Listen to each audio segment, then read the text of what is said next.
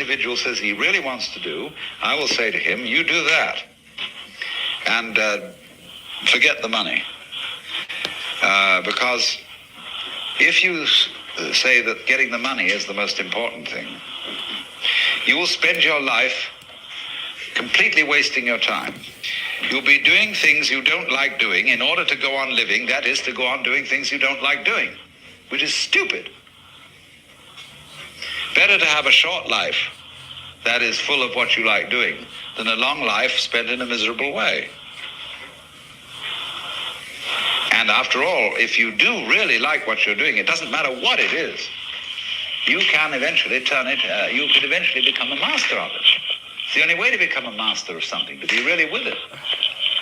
And then you'll be able to get a good fee for whatever it is.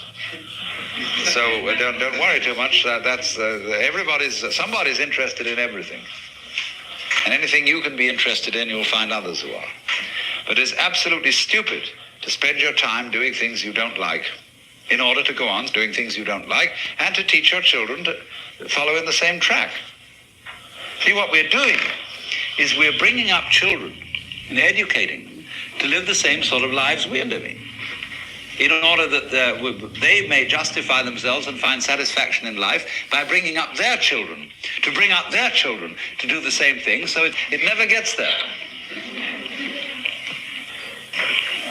And so there seems to be a fundamental futility.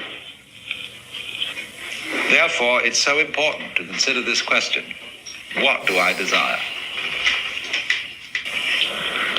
Well, now, in the first talk, I was explaining that the theme of this seminar was the problem of how thoughts protect us from truth and what to do about it.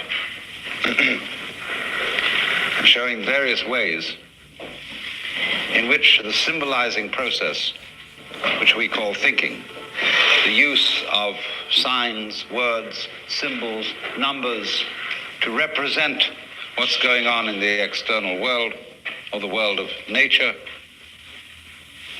it leads us into a curious confusion that we confuse the symbolic process with the actual world. And the temptation to do this arises from the extraordinary relative success that we have had in controlling the world of nature with the power of thought. But I don't know if it's ever struck you that we really don't know whether we have successfully controlled it or not. It could be argued, a very strong case could be made, that the entire intellectual venture of civilization has been a ghastly mistake, and that we are now on a collision course, and that all the vaunted benefits of intelligence, technology, and all that is simply going to draw the human race to an extremely swift conclusion. Of course, that might not be a bad thing. I've sometimes speculated on the idea that all stars have been created out of planets,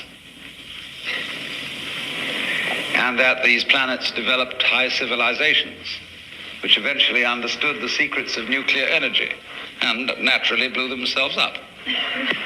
And in the process, these stars flung out lumps of rock as they blew up, which eventually spun around them and became planets all over again. And that this is the actual method of genesis of the universe, which would accord, of course, with the Hindu cosmology, where it is, where time and the events in time are invariably looked upon as a process of progressive deterioration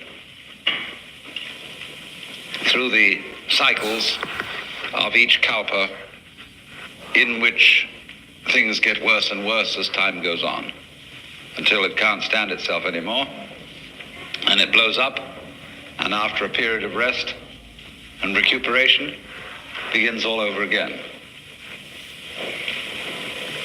Why do we somehow have a